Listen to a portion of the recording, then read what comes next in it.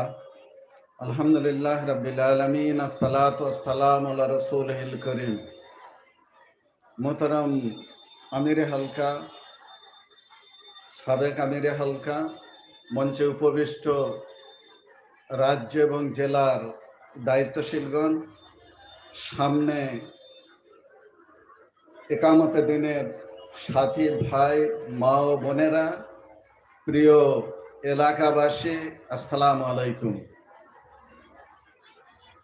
যে বিষয়টি রাখা হয়েছে আমি সেই বিষয়ের দিকে যাব না, যে আমার সামনে মাত্র 10 মিনিট আছে।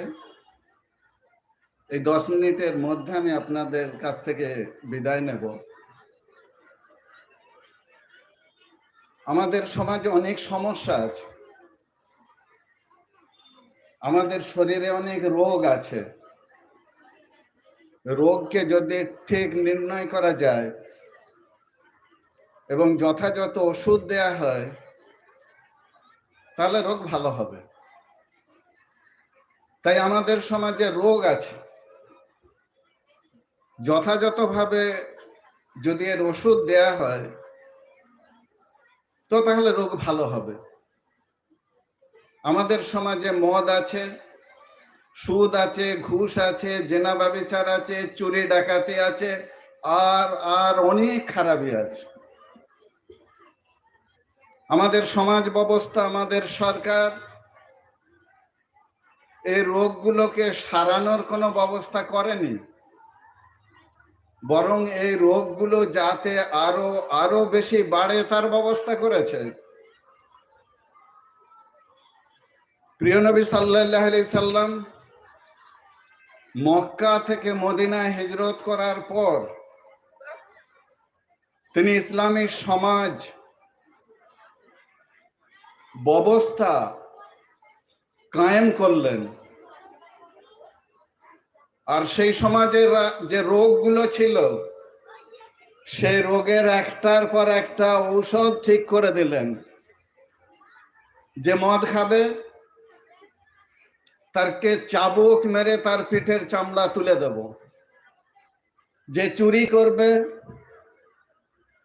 তার হাত কেটে দেব, যে ডাকাতি করবে তার আড়াআড়ি ভাবে হাত পা কেটে দেব, যে মজুদদারি করবে তার মজুদকৃত মাল বাজেয়াপ্ত হবে, যে জেনা করবে তাকে বুক পর্যন্ত পুঁতে পাথর দিয়ে মেরে হত্যা করে দেব। হত্যার বদলে হত্যা, হাতের বদলে হাত, পায়ের বদলে পা, চোখের বদলে চোখ তুলে নেব। সমাজের সব রোগ সেরে গিয়েছিল। এই রোগ সারার পরে আল্লাহ রাসূল সাল্লাল্লাহু আলাইহি সাল্লাম ঘোষণা করলেন, আমার এই সমাজে সানা থেকে হাজরে মাউত পর্যন্ত একজন যুবতী নারী রাত দিন অলংকারে ভূষিত হয়ে হেঁটে চলবে, আল্লাহর ভয় ছাড়া আর তার কোনো ভয় থাকবে না। তাহলে এই সমাজ ব্যবস্থার জন্য এই রোগগুলোকে সারানোর যে ব্যবস্থাপনা আমাদের সমাজে নেই। সম্মানীয় এলাকাবাসী, আমরা জানি আমাদের দেশের যে অর্থনৈতিক অবস্থা কোন জায়গায় এসে দাঁড়িয়েছে। আমি আলোচনার গভীরে যাব না। ভারতবর্ষের 130 কোটি জনগণের মধ্যে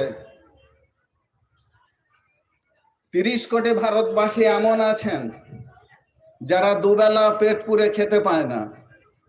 40 কোটি ভারতবাসী এমন রয়েছে যারা প্রাথমিক শিক্ষা থেকে বঞ্চিত। 16 কোটি দলিত সামাজিক বৈষম্যের শিকার। তাদের সামাজিক কোনো অধিকার নেই, টিউবওয়েল থেকে পানি খাবার অধিকার নেই। এদেশের প্রত্যেক বছরে 20,000 নারী পণের বলি হয়, 1,36,000 মা প্রসবকালীন সময় মৃত্যুবরণ করে। আমাদের এই দেশে প্রায় 2 লাখ লোক বিনা বিচারে কারা প্রাচীরের অন্তরালে রয়েছে। এই হতভাগারা জানে না কোন অপরাধে তাদেরকে আটকে রাখা হয়েছে। এই মৌলিক অধিকারগুলো আমাদের সংবিধান দিয়েছিল, আমাদের রাষ্ট্র দিয়েছিল। রাষ্ট্রনায়করা এই মৌলিক অধিকারকে একটার পর একটা হরণ করেছে। কিন্তু আমাদেরকে ইসলামের দিকে ফিরে যেতে হবে। আমরা সেই সমাজ ব্যবস্থার কথা বলবো যেখানে মানুষ স্বতঃস্ফূর্তভাবে মানুষের এই মৌলিক অধিকারগুলো দিয়ে দেবে।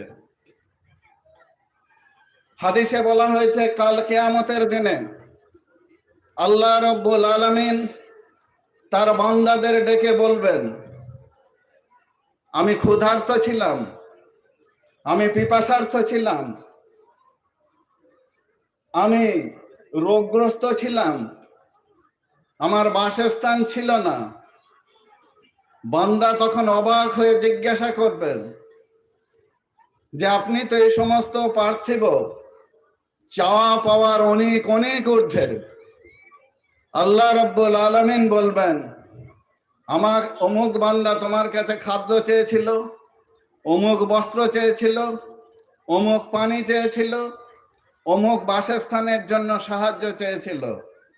তুমি যদি সেদিন তাদের এই অভাবগুলোকে পূরণ করতে, তাহলে আজকে উত্তম প্রতিদান তুমি পেতে। সম্মানীয় ভাই এবং বোনেরা, আমাদের দেশ দারিদ্র সীমার নিচে অবস্থান করছে। এই ক্ষুধার ভারত 131টা দেশের সমীক্ষা চালিয়ে আমাদের অবস্থান হলো 107-এ। ভারতের চারদিকে যে সমস্ত দেশগুলো রয়েছে, বাংলাদেশ, পাকিস্তান, নেপাল, ভুটান, মায়ানমার, আমাদের থেকে তাদের অর্থনৈতিক অবস্থা ভালো। এই অবস্থা কেন হলো? মোদির পাহারাতে গুজরাটের ব্যবসায়ীরা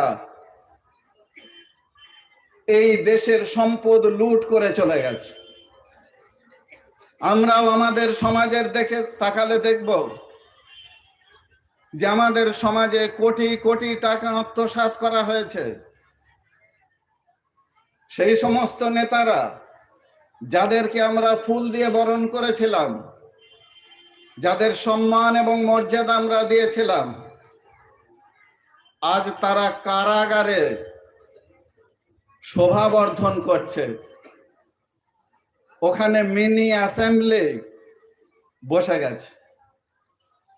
তাই এদের উদ্দেশ্যে আল্লাহ নজরুল ইসলাম বলেছিলেন, কবি তুই গন্ধে ভুলে ডুবলি জলে কুল পেলি নে, আর ফুলে তোর বুক ভরেছিস, আজকে জলে ভরবে আঁখের খোল। এ অবস্থা রয়েছে। আমরা জানি ইসলাম সাম্যের, ইনসাফের বাতাবরণ সৃষ্টি করেছিলেন, যে তার ফলে আমাদের সমাজে আমরা দেখব যে সেই সমাজে নাইনসাফের কোনো জায়গা ছিল না। তাই মানুষ ইনসাফ পেয়েছে, মানুষ সুস্থ সমাজ পেয়েছে, মানুষ আল্লাহর পথে ধাবিত হয়েছে, খোদার ভয়ে ভীত হয়েছে, সমাজের মানুষকে ইনসাফ দান করেছে। আমরা এই কথা বলতে পারি যে আল্লাহ রসুল সাল্লাল্লাহু আলাইহি সাল্লামের কাছে হযরত আলী রাদিয়াল্লাহু তাআলা আনহু, মা ফাতেমা রাদিয়াল্লাহু তাআলা আনহা তাদের অভাবের কথা শোনালেন এবং কিছু সাহায্য চাইলেন। আল্লাহ রসুল সাল্লাল্লাহু আলাইহি সাল্লাম বললেন, সুফার আহলে সুফারা খিদের জ্বালায় তড়পাবে, আর আমি তোমাদেরকে সাহায্য করব, এটা হবে না। কাকে বললেন? নিজের প্রিয় কন্যা মা ফাতেমা রাদিয়াল্লাহু তাআলা আনহাকে, যার সম্পর্কে আল্লাহ রসুল সাল্লাল্লাহু আলাইহি সাল্লাম নিজেই বলেছিলেন যে ফাতেমাকে কষ্ট দেয় সে আমাকে কষ্ট দেয়। কিন্তু ইনসাফের ক্ষেত্রে, অর্থনৈতিক বন্টনের ক্ষেত্রে তিনি মা ফাতেমা রাদিয়াল্লাহু তাআলা আনহাকে এভাবে জবাব দিলেন, উত্তর দিলেন, তাকে বিদায় করে দিলেন। এ ছিল ইনসাফ। আমাদের সমাজে আত্মসাতের অসংখ্য ঘটনা রয়েছে। একজন গভর্নর, তিনি গভর্নর নির্বাচিত হওয়ার পরে, খলিফা নির্বাচিত হওয়ার পরে তার আত্মীয় স্বজন তার কাছে নানান আবদার করলো, আমাকে এটা দাও, সেটা দাও, ওটা দাও। তিনি তাদেরকে বললেন যে আগামীকাল এসো, এই আগামীকাল 10টার সময় এসো, তোমাদের কথা শুনবো এবং তোমাদের অভাব অভিযোগ পূরণ করার চেষ্টা করব। তিনি রাত্রেবেলায় লোক লস্কর লাগিয়ে দিলেন যে শুকনো কাঠ জোগাড় করো, এবং শুকনো কাঠ জমা করা হলো। তিনি তাতে আগুন ধরাতে বললেন, আগুন দাউ দাউ করে জ্বলছে, আর তার আত্মীয় স্বজন এসে আগুনের ওপারে দাঁড়িয়ে আছে। তিনি তাদের আহ্বান করছে, এসো, আমি তো এখানে দাঁড়িয়ে আছি, তোমাদের কথা শুনবো, তোমরা কি চাও বলো, তা আমি পূরণ করব। তারা চিৎকার করে বলল যে আপনি তো রাস্তার মাঝখানে আগুন জ্বালিয়ে রেখেছেন, আমরা আপনার কাছে যাব কি করে? খলিফা বললেন, তোমরা এই আগুন অতিক্রম করে আমার কাছে আসতে পারছো না, অথচ অন্যায় আবদার করে আমাকে জাহান্নামের আগুনের দিকে ঠেলে দিতে তোমরা এসছো। খলিফার মনোভাব বুঝতে পেরে তারা কেটে পড়ল। সম্মানীয় মা, বোন, ভাইরা, প্রিয় এলাকাবাসী, আমাদের দেশে অসংখ্য জিনিস, অসংখ্য ঘটনা এমন করে ঘটছে যে মানুষের জন্য হিংস্র বাঘের থেকেও বেশি হিংস্রতা দেখাচ্ছে। আজ মানুষ কি খাবে, কি পরবে, তার কোনো ব্যবস্থা না করে মানুষকে হত্যায় প্ররোচিত করা হচ্ছে। আমাদের অর্থনৈতিক ব্যবস্থাকে ভেঙে চুরমার করা হচ্ছে। আপনারা জানেন যে RSS এর প্রধান মোহন ভগবত, তিনি কে? তিনি হিন্দু রাষ্ট্র কায়েম করতে চায়। হিন্দু রাষ্ট্র কায়েমের জন্য, প্রতিষ্ঠার জন্য তিনি আলাদা সংবিধান রচনা করছেন, আর তাকে নিরাপত্তা দেওয়ার জন্য আমাদের সরকার কোটি কোটি টাকা ব্যয় করছে। জেড ক্যাটাগরির নিরাপত্তা দেয়া হচ্ছে, 190টা কমান্ডো তার নিরাপত্তার জন্য নিয়োগ করা হয়েছে। অথচ ইতিহাস সাক্ষ্যে যে তিনি ব্রিটিশদের দালালি করেছিলেন। ব্রিটিশদের দালাল ভারতবর্ষের এই জমিনে দাঁড়িয়ে সংবিধানকে পদদলিত করে, সংবিধানকে টুকরা টুকরা করে তিনি এখানে হিন্দু রাষ্ট্র কায়েমের জন্য ঘোষণা দিতে চান, আর তাকে নিরাপত্তা দেওয়ার জন্য সরকার কোটি কোটি টাকা ব্যয় করছে। আজকে যদি আমি এখানে দাঁড়িয়ে এই ঘোষণা দিই যে আমি ভারতবর্ষের সংবিধান মানি না, ভারতবর্ষের এই সংবিধানকে আমি পাল্টে দিয়ে এখানে ইসলামী রাষ্ট্র কায়েম করতে চাই, তাহলে আমাকে স্টেজ থেকে নামার আগেই অ্যারেস্ট করা হবে। এ ধরনের নাইনসাফে আমাদের সমাজে রয়েছে। আজকে গোমাংস ভক্ষণ করলে পিটিয়ে মেরে ফেলা হচ্ছে, অথচ RSS এবং বিজেপির পান্ডারা হাজার হাজার গরু কিল করে ভারতবর্ষের বাইরে রপ্তানি করে কোটি কোটি টাকা আমদানি করছেন, কোটি কোটি টাকা লাভ করছেন। শুধু ভারতবর্ষের মুসলমানরা গোমাংস খেতে পারবে না, বিশ্বের तमाम মানুষ গোমাংস খাক, আরএসএস বিজেপির কোনো মাথা ব্যথা নেই। এ ধরনের এক সমাজ ব্যবস্থার মাঝখানে দাঁড়িয়ে আছে। আমি আমার বক্তব্যকে লম্বা করতে চাই না, কারণ আমি আমার সময় বেশি নিতে চাই না।